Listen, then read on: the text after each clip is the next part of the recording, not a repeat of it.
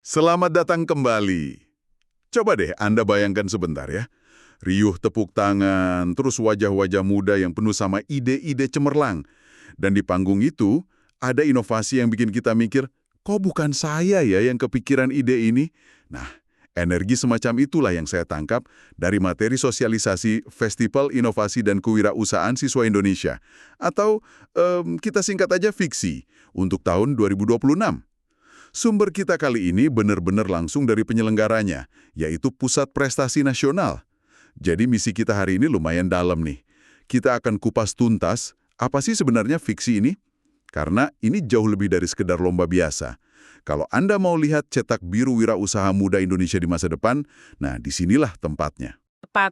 Dan penting banget untuk nggak melihat fiksi sebagai acara tahunan biasa. Bukan. Ini tuh sebuah ekosistem. Memang sengaja dirancang, ada strateginya. Dan tema untuk 2026 ini menurut saya, merangkum semuanya dengan sangat baik. Secara resmi temanya itu perwujudan wirausaha muda kreatif melalui inovasi dan teknologi yang berbasis kearifan lokal. Wow, panjang juga ya. Iya, tapi kalau kita terjemahkan ke bahasa yang lebih santai, intinya gini. Gimana caranya anak-anak muda kita jadi pengusaha kreatif? Yang idenya canggih tapi nggak lupa sama akar budaya dan potensi yang ada di sekitar mereka. Tema ini nih yang bakal jadi kompas kita. Oke, ini menarik. Biasanya kan kalau dengar ada kompetisi siswa, yang pertama dicari tahu itu hadiahnya apa. Tapi dari paparan penyelenggara, yang paling mereka tekankan justru bukan itu, malah tujuannya. Kepala Pusat Prestasi Nasional bilang kalau fokusnya itu untuk menumbuhkan minat wirausaha yang, kutip ya, murni dan berkelanjutan. Bukan cuma buat proyek sesaat demi dapat sertifikat gitu. Betul sekali. Dan kata murni itu kuncinya. Kalau kita bedah lebih dalam, ada 3 pilar filosofi yang jadi fondasi FIKSI. Yang pertama, dan ini diulang berkali-kali loh, adalah orisinalitas siswa. Panitia sangat tegas soal ini. Ide yang masuk nggak boleh dari teaching factory atau proyek wajib sekolah. Oke. Bukan juga usaha keluarga yang tiba-tiba didaftarkan atas nama anaknya. Dan yang paling penting, bukan hasil intervensi guru yang terlalu dominan. Tunggu sebentar, soal intervensi guru ini menarik nih. Saya ngerti tujuannya, supaya idenya benar-benar dari siswa kan? Tapi di sisi lain, bukannya bimbingan intensif dari guru itu penting untuk jaga kualitas? Di mana ya batasannya? Apa nggak ada risiko idenya jadi terlalu mentah gitu atas nama originalitas? Pertanyaan bagus, dan ini dilema klasik dalam dunia pendidikan kan, batasannya memang tipis. Yang dimaksud panitia dengan intervensi berlebihan itu adalah ketika gurunya yang jadi otaknya, sementara siswanya cuma jadi eksekutor. Ah, oke. Bimbingan untuk mempertajam ide, bantu riset pasar, atau mungkin mengkritik proposal itu sangat dianjurkan. Tapi kalau sampai gurunya yang nulis proposal atau bikinin model bisnisnya, nah itu sudah melewati batas. Tujuannya kan untuk membangun rasa kepemilikan. Bisnis yang lahir dari minat siswa sendiri, itu kemungkinan bertahannya jauh lebih besar setelah kompetisi selesai. Masuk akal, masuk akal. Jadi ini tentang membangun wirausahanya, bukan cuma memenangkan lombanya ya. Oke, itu pilar pertama. Selanjutnya apa? Pilar kedua ini yang menurut saya menunjukkan sebuah pendewasaan, yaitu belajar dari sejarah. Kita semua ingat kan beberapa tahun lalu ada fenomena startup boom. Oh iya iya, semua orang bikin startup, bakar uang. Nah, itu dia. Semua berlomba-lomba dapat pendanaan, bakar uang untuk akuisisi pengguna, euforianya besar sekali. Tapi, berapa banyak yang benar-benar bertahan? FICSI ini tampaknya mengambil pelajaran pahit dari gelembung startup dekade lalu. Pemerintah seolah-olah bilang, stop euforianya, mari kita bangun bisnis yang benar-benar bisa bayar tagihan. Jadi fokusnya bukan lagi ke valuasi miliaran, tapi lebih ke profitabilitas dan ketahanan sejak dini. Ini kayak ngajarin realitas bisnis yang keras sejak SMA lah. Cepat sekali, makanya dalam penilaiannya kemampuan adaptasi, strategi pemasaran digital yang realistis, dan model bisnis yang berkelanjutan itu jadi poin-poin penting. Ini bukan cuma tentang ide yang keren di atas panggung, tapi tentang membangun bisnis yang tangguh, siap menghadapi kenyataan. Orisinalitas dan keberlanjutan, fondasi yang kuat.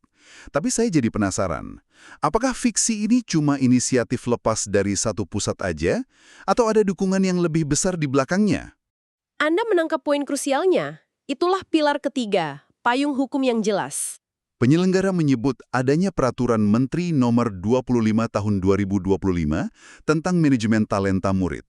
Oh, ada peraturan menterinya dan mengelola talenta-talenta terbaik bangsa secara sistematis. Adanya payung hukum ini memberikan bobot dan kepastian bahwa para pemenang dan finalisnya akan masuk ke sebuah database talenta nasional yang akan terus dipantau. Baik, filosofinya kuat sekali ternyata. Sekarang mari kita bicara praktis. Kalau Anda seorang siswa SMA atau SMK yang dari tadi dengerin dan merasa, wah ide saya cocok nih. Gimana sebenarnya prosesnya untuk bisa sampai ke panggung utama? Pasti nggak sesederhana kirim formulir kan? Tentu tidak. Mekanismenya dirancang seperti saringan yang makin lama makin halus gitu. Pertama, ada 2 gerbang utama yang bisa dipilih. Kategori perencanaan usaha, ini untuk ide yang masih di awang-awang, benar-benar baru dan belum jalan. Masih konsep ya? Iya, masih konsep. Di sini yang dinilai itu kekuatan konsepnya, hasil riset pasarnya, dan prototipe awalnya. Lalu ada kategori pengembangan usaha. Ini untuk mereka yang sudah lebih dulu start. Bisnisnya sudah jalan minimal 3 bulan sebelum pendaftaran. Jadi kategori pengembangan usaha ini nggak harus yang sudah besar ya bisnisnya. Misalnya ada siswa jualan kue online dari rumah selama 4 bulan. Itu sudah bisa masuk. Tepat sekali. Skalanya nggak harus besar. Yang penting ada bukti transaksi, ada pelanggan, ada data penjualan. Karena di kategori ini fokus penilaiannya bergeser. Juri ingin lihat bukti kinerja, strategi pertumbuhan yang sudah dijalankan, dan dampak nyata yang sudah ada, sekecil apapun itu. Jadi ada panggung untuk pemimpi dan ada juga panggung untuk yang sudah mulai mengeksekusi mimpinya. Betul. Dan kalau dilihat dari lini masanya, ini bukan kompetisi yang bisa disiapkan dalam semalam ya. Pendaftarannya Februari sampai Mei, seleksi bertahap, finalnya September. Ini maraton, bukan lari sprint. Benar, dan itu disengaja. Garis waktu yang panjang ini bukan cuma buat administrasi, ini untuk menguji komitmen dan kasih waktu buat peserta mematangkan idenya. Proses pengumpulan karyanya pun berlapis. Awalnya dokumen administrasi dasar, surat izin, surat orisinalitas. Lolos itu masuk tahap 1. Diminta unggah ringkasan eksekutif, Business Model Canvas atau BMC, dan analisis SWOT. Ini saringan pertama. Ini udah kayak proposal investasi mini ya? Betul. Dan bagi yang lolos, tantangannya naik lagi di tahap kedua. Mereka harus serahkan proposal usaha yang jauh lebih komprehensif atau profil usaha yang detail banget. Baru setelah itu, para finalis akan siapkan bahan presentasi dan artikel ilmiah. Jadi, proses berlapis ini memastikan yang sampai final bukan cuma yang idenya bagus, tapi yang punya ketekunan dan pemahaman bisnis. Oke, kita sudah paham filosofi di baliknya yang ternyata dalam banget. Dan prosesnya yang super ketat. Sekarang, bagian yang paling saya tunggu-tunggu, inovasinya. Ada 11 bidang lomba, dan dari contoh-contoh yang dipaparkan, tema kearifan lokal itu benar-benar hidup. Ini bukan cuma slogan. Sama sekali bukan. Mari kita lihat beberapa contoh nyata yang bikin kita, wah, geleng-geleng kepala. Di bidang agribisnis, agroteknologi, dan kemaritiman. Ada contoh inovasi briket dari kotoran ternak. Tunggu dulu, briket dari kotoran ternak. Serius, itu kan jenius sekali. Tapi saya jadi penasaran, gimana cara jualnya? Penilaiannya lebih ke inovasi teknisnya atau potensi pasarnya? Keduanya. Inovasinya jelas ada kan mengubah limbah jadi energi, tapi yang lebih penting, siswa harus bisa buktikan kalau produknya punya nilai jual. Lebih murah, lebih ramah lingkungan, atau lebih tahan lama dibanding arang biasa. Mereka harus bisa bangun narasi di sekeliling produknya. Sama kayak contoh di bidang kriya. Ada papan catur dengan bidak bentuknya prajurit Siliwangi lawan tentara Belanda. Wah, unik banget. Iya kan? Saya pernah jadi juri di kompetisi serupa, dan yang paling mengesankan dari ide begini bukan cuma produknya. Waktu presentasi, siswa itu cerita filosofi setiap bidaknya dengan semangat. Dia nggak cuma jual papan catur, dia jual sepotong kebanggaan sejarah. Itu yang membedakan. Wow, jadi produknya punya cerita. Itu mahal harganya? Kalau bidang yang lebih kekinian kayak teknologi digital atau kesehatan gimana? Apa anak SMA bisa bersaing di sana? Bisa, karena panitia bikin aturan main yang adil. Di bidang teknologi digital, misalnya, untuk kategori perencanaan usaha, siswa cukup bikin mockup atau flowchart aplikasi. Oh, jadi nggak harus bisa coding. Nggak harus. Yang dinilai itu kegunaan dan alur logikanya. Tapi untuk kategori pengembangan usaha, nah aplikasinya harus sudah berfungsi dan bisa didemonstrasikan. Di bidang kesehatan, ada contoh smart inhaler atau pembalut wanita dari bahan organik lokal. Inovasinya ada di situ, pemanfaatan sumber daya lokal untuk solusi modern. Saya perhatikan contoh untuk pariwisata dan budaya juga menarik. Selama ini kan pariwisata lokal identik dengan jual oleh-oleh atau tiket masuk. Ide menjual pengalaman ini kedengarannya bagus, tapi apa realistis untuk dieksekusi oleh anak SMA? Bukannya itu butuh modal dan jaringan yang lebih kompleks? Nggak selalu. Contoh yang diberikan itu bukan bangun resor mewah, tapi bikin paket wisata edukasi skala kecil. Misalnya, kerjasama dengan satu pengrajin gerabah di desa mereka. Paketnya sederhana, turis datang, diajari cara bikin gerabah, hasilnya bisa dibawa pulang. Ah, saya ngerti. Modalnya kecil tapi nilai tambahnya besar. Turis nggak cuma beli barang, tapi beli kenangan dan keterampilan baru. Fokusnya di kreativitas mengemas apa yang sudah ada.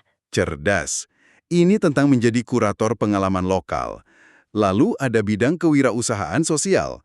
Apa yang bedain bisnis sosial dengan kegiatan amal biasa di kompetisi ini? Keterukuran. Konsepnya triple bottom line. People, planet, profit. Usaha mereka harus profit, tapi juga harus kasih dampak positif yang terukur pada masyarakat, people, dan lingkungan, planet. Panitia sangat menekankan ini, jadi nggak cukup cuma bilang, usaha kami membantu mengurangi pengangguran. Harus ada datanya ya. Harus. Misalnya, usaha kami memberdayakan 5 ibu rumah tangga yang tadinya nggak punya penghasilan, sekarang pendapatan mereka naik 30%. Keterukuran ini yang membedakan niat baik dengan dampak nyata. Berarti data adalah raja, bahkan di kewirausahaan sosial. Kalau bidang yang kompetitif banget kayak kuliner gimana? Rasanya semua ide udah pernah ada. Di mana ruang inovasinya? Inovasi di kuliner nggak harus menciptakan makanan aneh. Syarat utamanya, produknya harus aman dikonsumsi, eatable. Inovasinya bisa datang dari 3 area. Pertama, teknik pengolahan. Misalnya, pakai teknik fermentasi kuno untuk produk modern. Kedua, strategi pemasaran. Ketiga, dan ini yang lagi tren, prinsip zero waste. Oh, zero waste. Betul. Gimana kulit buah atau sisa sayuran yang biasanya dibuang bisa diolah lagi jadi produk baru yang bernilai jual? Itu inovasi yang sangat dihargai. Dan terakhir, sebagai contoh, di bidang video, animasi, dan film. Ada cerita menarik dari pemenang tahun lalu dari Papua. Mereka unggul bukan cuma karena ceritanya, tapi karena kualitas sinematografinya yang luar biasa indah. Ini menunjukkan juri menilai keunggulan teknis secara serius. Luar biasa. Jadi kalau saya rangkum ya, kita sudah lihat filosofi yang ingin membangun wirausaha sejati, bukan cuma pemenang lomba. Kita sudah lihat prosesnya yang dirancang untuk menguji ketahanan, bukan cuma kecerdasan sesaat. Dan kita sudah lihat contoh-contoh inovasi yang akarnya kuat di budaya lokal, tapi visinya global. Fiksi ini seperti sebuah pernyataan sikap tentang potensi generasi muda kita. Tepat. Kalau kita mundur sedikit dan lihat gambaran besarnya, fiksi ini berfungsi sebagai inkubator talenta berskala nasional. Ini adalah cara yang sangat sistematis dan terstruktur untuk mengubah pola pikir. Dari generasi pencari kerja menjadi generasi pencipta lapangan kerja. Generasi yang nggak cuma inovatif dan tangguh, tapi juga bangga dan mampu mengkapitalisasi identitas budaya mereka sendiri. Ini investasi jangka panjang. Semua pembelasan ini membawa kita pada satu pemikiran penutup untuk Anda renungkan. Sepanjang paparan, penyelenggara berulang kali menekankan betapa krusialnya ide yang murni datang dari siswa, bukan dari usaha keluarga, bukan dari proyek ambisius guru. Ini memunculkan sebuah pertanyaan yang sangat relevan untuk kita semua. Bagaimana kita sebagai orang tua, guru, atau masyarakat bisa mendukung kreativitas anak muda di sekitar kita? Tanpa sadar mengambil alih kemudi. Di manakah garis tipis itu berada? Antara bimbingan yang tulus membangun dan campur tangan yang justru membelenggu originalitas mereka.